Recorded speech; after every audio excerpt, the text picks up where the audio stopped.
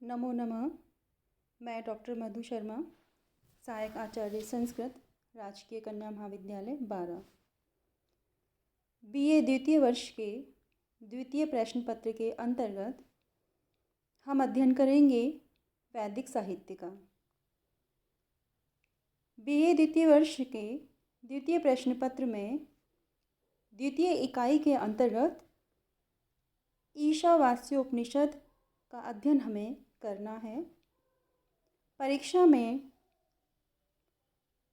ईशावास्योपनिषद के 2 मंत्रों की सप्रसंग व्याख्या पूछी जाएगी। हम अध्ययन करेंगे ईशावास्योपनिषद का। यह वैदिक साहित्य के अंतर्गत आता है।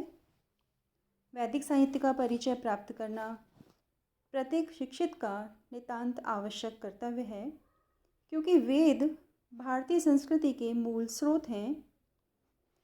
वेद को श्रुति भी कहते हैं। इसकी दृढ़ आधारशिला के ऊपर भारतीय धर्म और सभ्यता का विशाल भव्य प्रासाद प्रतिष्ठित है। जिस प्रकार लौकिक वस्तुओं के साक्षात्कार के लिए नेत्र की उपयोगिता है, उसी प्रकार अलौकिक तत्वों के रहस्य जानने के लिए वेद की उपादेयता है। वेद का वेदत्व इसी में है कि वह प्रत्यक्ष या अनुमान के द्वारा दुर्बोध तथा अज्ञेय उपाय का ज्ञान स्वयं कराता है।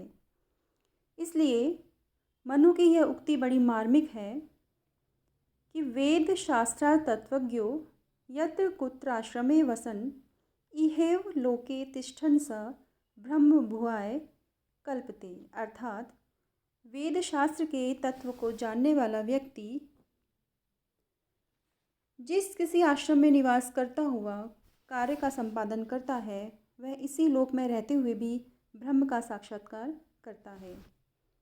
इसलिए महाभाष्यकार पतंजलि के अनुसार षडंग वेद का अध्ययन तथा ज्ञान प्रत्येक ब्राह्मण का सहज कर्म होना चाहिए।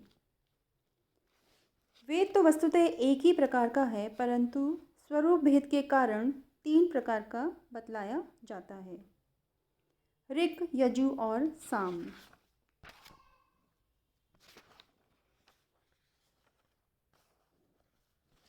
शुक्ल यजुर्वेद की मंत्र संहिता वाजसनेयी संहिता,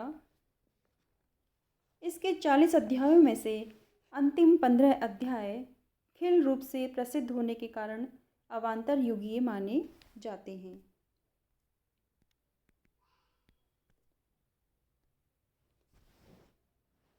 इसके 40 अध्यायों में आरंभ के 2 अध्यायों में दर्श पौर्णमास इष्टियों से संबंध मंत्रों का वर्णन है।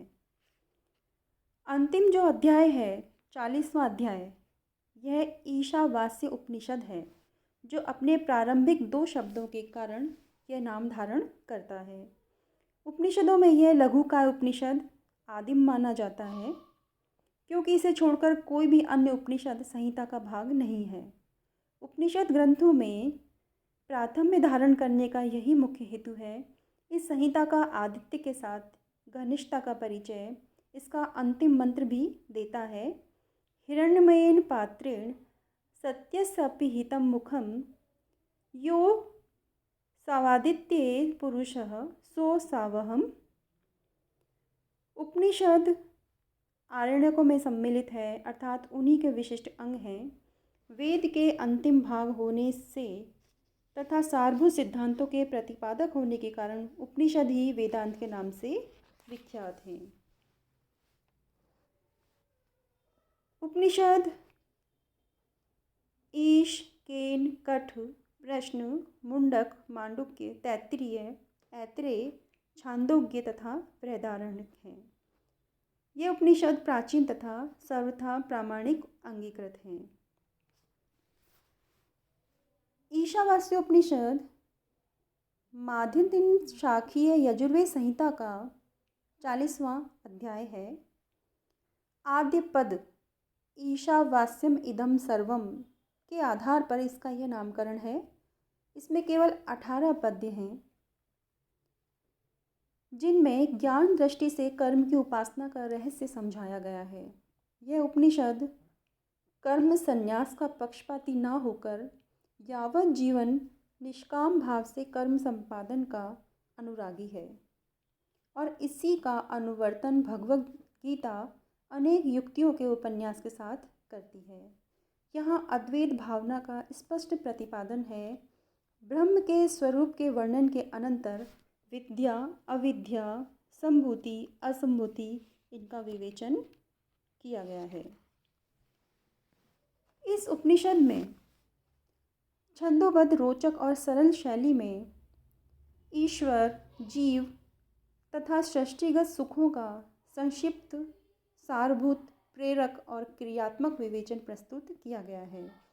इसमें कर्म और ज्ञान का यथार्थ और अयथार्थ का समन्वय, आदर्श और व्यवहार का सुंदर सम्मिश्रण और क्रियात्मक रूप प्रस्तुत किया गया है।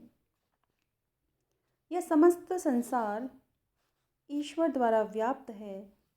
वह जो भोग दे उन्हें निर्लिप्त भाग से भोगता हुआ मनुष्य 100 वर्षों तक जीने की कामना करता रहे। आत्मघाती जन अंधकार से व्याप्त लोकों में जाते हैं और गतिहीन अकेला होने पर भी वह परमात्मा सबकी पहुंच से बाहर है। उसमें विरोधी गुण के युग्म भी हैं। वह गतिहीन और गतिमान, समीप और दूर, अंतर और बाहर व्याप्त है। वह ईश्वर रोगों और शरीर से हीन, शुक्र, पापहीन, शुद्ध, कवि, मनीषी, सबको वश में करने वाला और स्वयंभू है। ये ईशावास्योपनिषद का विषय है और ये सार है कि एक व्यवस्था के अनुसार अनंत काल के लिए पदार्थों का निर्माता ब्रह्म है। अविद्या और विद्या, संभूति और असंभूति में से किसी भी एक की एकांततः उपासना अनुचित है।